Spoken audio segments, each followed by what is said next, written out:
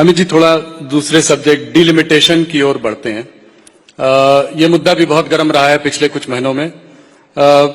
तो डिलिमिटेशन से क्या आप आज ये आश्वासन साउथ सदर्न स्टेट्स को दे सकते हैं कि डिलिमिटेशन से उनकी सीटों पे कोई कमी नहीं आएगी प्रोपोर्शनेटली? देखो, मेरे कोरे आश्वासन से शायद साउथ के हमारे भारतीय है वो नहीं समझ पाएंगे। मैं थोड़ा कहना चाहता हूं। जरूर। हिमाचल में कांग्रेस की सरकार है जी, वहां डिलिमिटेशन के लिए कुछ हो रहा है? जरा बोलो ना भाई। जी जी, नहीं हो रहा है। नहीं। कई जगह इंडिया अलायंस की सरकार है, वहां डिलिमिटेशन के लिए कुछ हो रहा है? नहीं। सिर्फ तमिलनाडु में क्यों हो रहा है? चुनाव आ रहा है। चुनाव है। अभी डिलिमिटेशन सरकार ने घोषित किया है क्या? जी नहीं। नहीं। एक सेकंड। हाँ, जी जी। डिलिमिटेशन एक्ट हमने बनाया है क्या? नहीं बना है। जी नहीं। डिलिमिटेशन कमीशन में किसी सुप्रीम कोर्ट के जज को अपॉइंट किया है क्या? नहीं किया है। तो आज है क्या?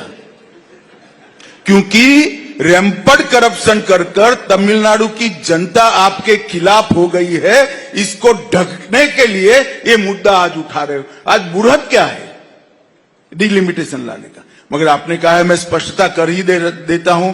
दक्षिण के किसी भी राज्य ने, किसी भी मतदाता ने, किसी भी पॉलिटिकल पार्टी ने चिंता करने की जरूरत नहीं है। भारतीय जनता पार्टी का वादा है कि किसी को अन्याय नहीं होगा, आपकी प्रोरेटा सीटें बनी रहेंगी।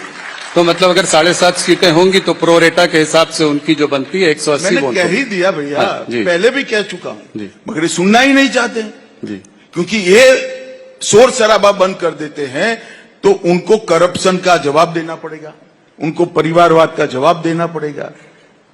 चुनाव मुद्दे पर वो चाहते नहीं। तो जैसे 750 सीटें अगर हो गई तो उत्तर प्रदेश की सीटें भी बढ़ के 110 120 हो जाएंगी, तो ये बहुत बड़ा नंबर है। राहुल जी, जी। ऐसा है कि डिलिमिटेशन कमीशन का हर बार एक्ट बनाना पड़ता है। अभी तक की एक्ट का आयुष्य 25 तक था। अब नया एक्ट आएगा तो वो भी समझते हैं, हम भी समझते हैं, पार्लियामेंट में आएगा। छिप छिपा कर नहीं हो सकता। इसके पहले ऑल पार्टी कंसल्टेशन होगा, एक्ट आएगा, शायद समिति को भी जाएगा या डायरेक्ट भी होगा, तो चर्चा होगी ना जी। अभी कुछ आया ही नहीं है और आप हो हल्ला कर रहे हो क्योंकि आपको चुनाव में मुद्दा चाहिए।